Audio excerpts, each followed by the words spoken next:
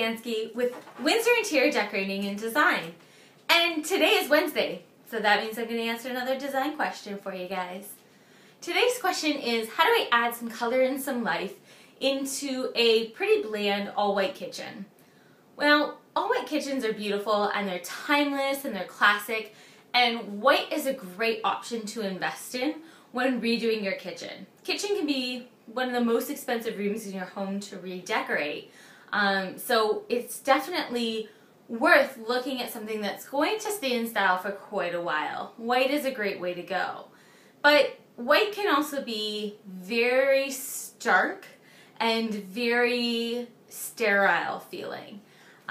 So nobody really wants to live in a house that feels really sterile. You want something that feels a little bit homey and warm and comforting and joyous and things like that. So how do you add some life and some color into an otherwise all-white kitchen?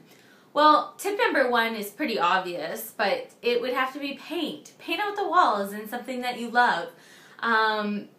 Something a little bit less expected would be to paint out the island, if you're lucky enough to have one, in a color.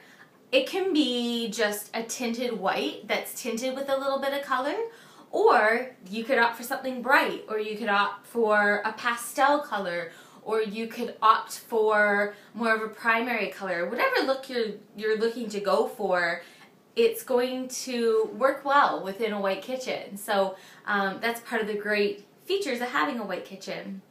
Now, another way that you can add a little bit of punch and pizzazz into your white kitchen is by changing out the backsplash. There are so many backsplashes available, and you can go to your local hardware store. A lot of them have a lot of great options nowadays, or you can check out fantastic sites such as house.com.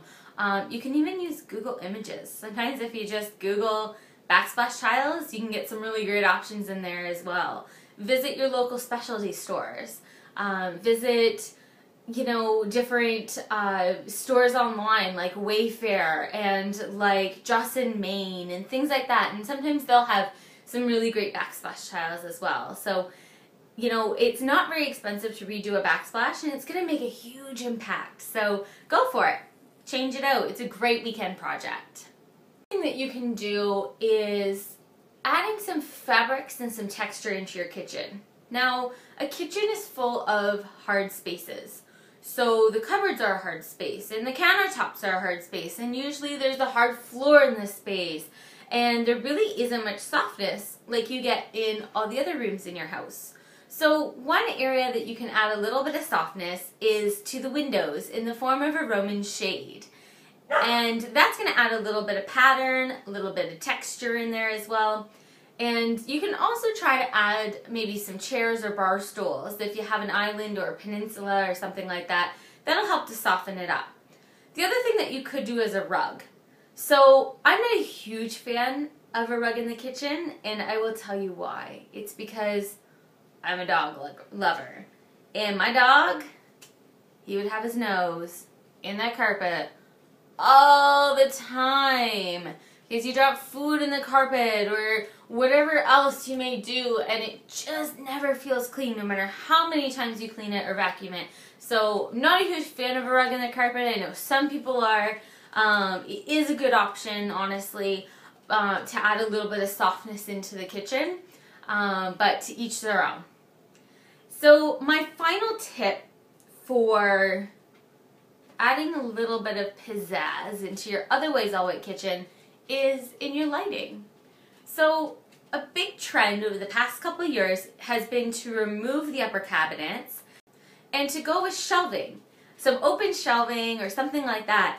And that's a great opportunity for you to add some cool lighting fixtures. You could add some sconces on the wall. Maybe a little cool sconce that has a light on an arm that pulls out, which would be some great task lighting. You can also add under cabinet lighting. You could add some great pendants over an island or over a peninsula or something like that, and have fun with it. Honestly, if you have an all-white kitchen, you need to have fun with some of the other fixtures and furnishings within the space. So those are my tips to adding some pizzazz to an otherwise all-white kitchen. We'll see you next week for another Wednesday design question. Bye for now.